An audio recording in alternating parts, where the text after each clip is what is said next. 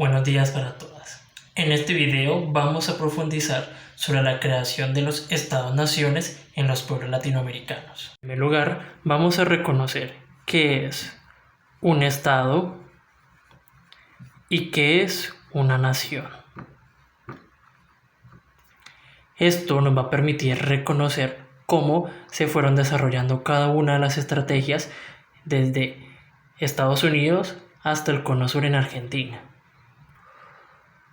Una nación es todo territorio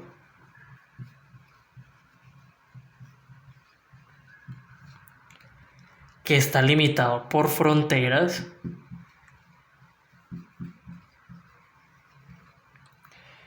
de manera marítima o terrestre.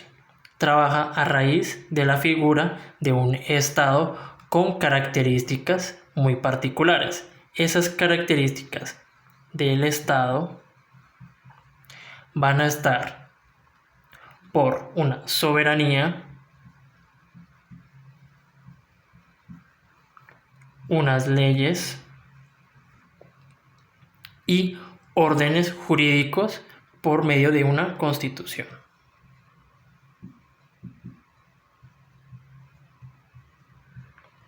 El Estado entonces va a ser todo el conjunto de personas que están dentro de un gobierno. ¿Qué quiere decir esto? Entonces, las naciones son todos los territorios que están creadas a partir de un gobierno. El Estado hace parte entonces de las naciones. Siendo así, cada estado debe generar una posibilidad de gobierno libre y democrático,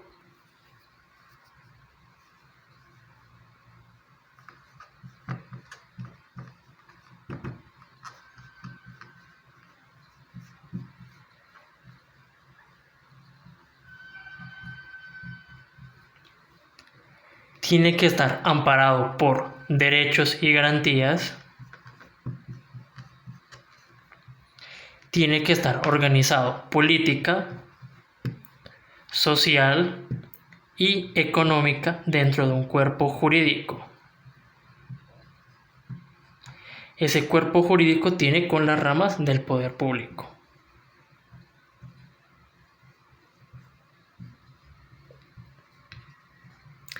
Así pues, todos los estados latinoamericanos van a estar suscritos por ciudadanos en igualdad de legalidad y el Estado va a ser un aliado para la gente. Con base en todo esto, el pensamiento liberal en la primera mitad del siglo XIX va a componer dos vertientes. Por una parte, en lo económico, a través del libre comercio, lo político, a través de las constituciones y la división del poder, y organizamiento ideológico, donde se sientan identificados con los estadounidenses y franceses.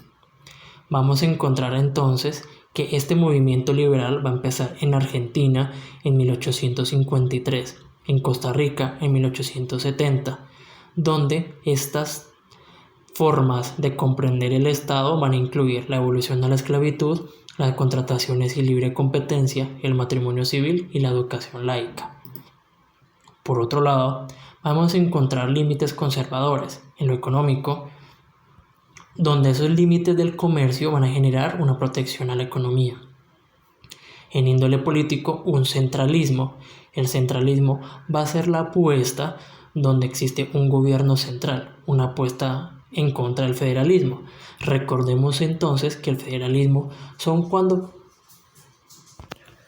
dentro de las naciones, gobiernos o estados, el poder está fragmentado, bien sea por departamentos o bien sea por federaciones dentro de un solo estado. Y esta ideología también conservadora va a ser un apoyo a la iglesia. De esta manera va a suceder un fenómeno que se va a reconocer como el caudillismo.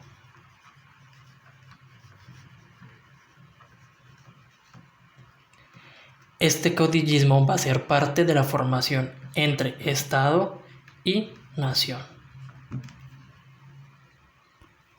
¿Qué es entonces El caudillismo es cuando una persona toma el poder con apoyo del pueblo sobre una región o un país.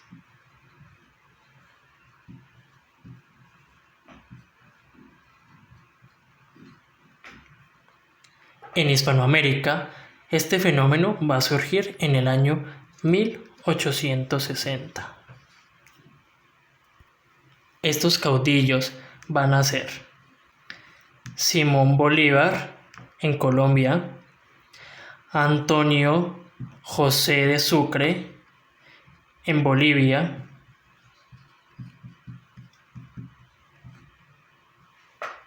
Francisco de Paula Santander en Colombia, José de San Martín en Chile,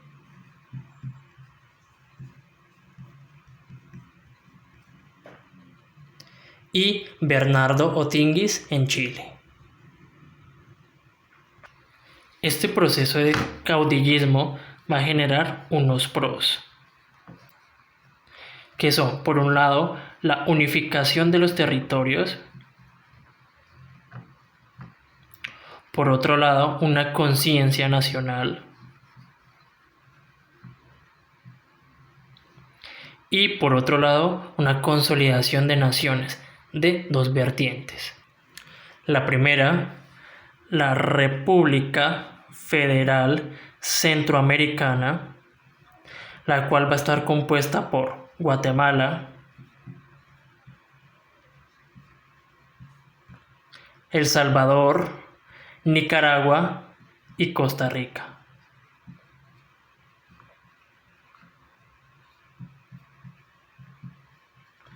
Por otro lado, vamos a encontrar la Federación de la Gran Colombia, compuesta por Colombia,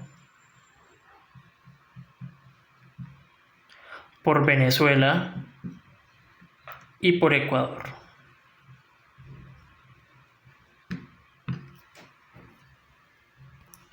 No obstante, como todo proceso de construcción de estados, siempre va a tener también unas contras. Estas fueron el retraso de la democracia,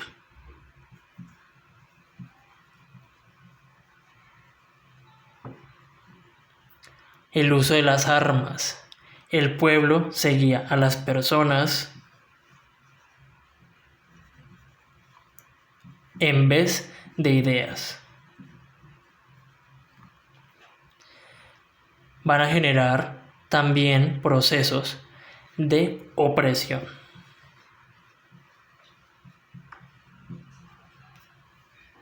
Hemos visto, todos estos procesos son consecuencia de una herencia colonial, son implicaciones de la europeización de la sociedad latinoamericana. Van a surgir procesos de la revolución industrial y la emancipación de Estados Unidos, creación de grandes capitales, neocolonialismos y cambios económicos. América Latina entonces va a tener un fuerte estancamiento económico, social y político. No va a suceder una industrialización tan temprana como lo fue en los países europeos. Y esto va a generar relaciones de dependencia con Estados Unidos, la monopolización del comercio, la doctrina Monroe, de que quiere decir América para los americanos, la repartición de Europa hacia África y Asia y Estados Unidos como una potencia que quiere hacerse cargo de América Latina. Esto suscitaría a crisis económicas. El no poder comercializar con Europa va a hacer que los diferentes países caigan en crisis económicas, en endeudamientos externos, donde los precios van a verse devaluados, el peso, y solo 3 países van a poder superar esta crisis: Brasil, Chile y Costa Rica. Esto se ve arraigado a todo un proceso de latifundios y mano de obra baratas. Fue una nueva forma de esclavización del campesino, bajos salarios y crearon deudas para los trabajadores, lo que hacía que los campesinos estuvieran atados a su trabajo. Esto va a hacer que luego se favorezcan los productos de exportación. En el siglo XIX la exportación se vio favorecida especialmente por productos tropicales. Se crearon tres grandes grupos entonces. El primer grupo, compuesto por Argentina y Uruguay, uso de la tierra para producción de carnes y cereales, mucho comercio y establecimiento de bancos y compañías de seguros. El segundo grupo, Brasil, Colombia, Venezuela, Ecuador, México, Cuba y Centroamérica, con plantaciones de tabaco, de cacao, de café y la caña de azúcar. Y exportaciones van a definir un proceso de crisis, va a ser intentar sobrellevar todo este proceso.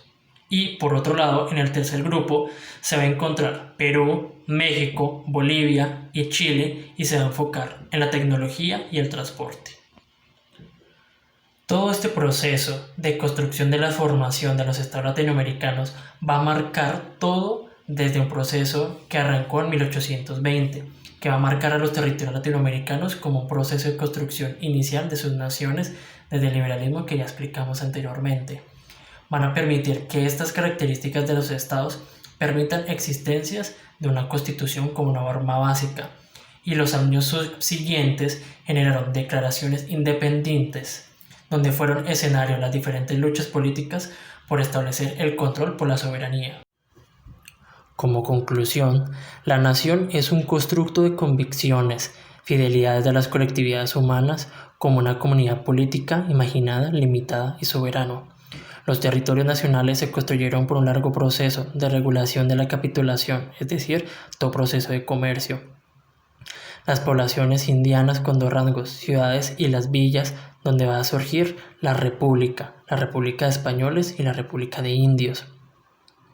Las repúblicas latinoamericanas van a generar un interés económico y liberal en cuestiones de favorecer a los criollos, que van a jugar un papel fundamental en la misma, así como la creación de nuevas ciudades y gobiernos independientes para una Hispanoamérica.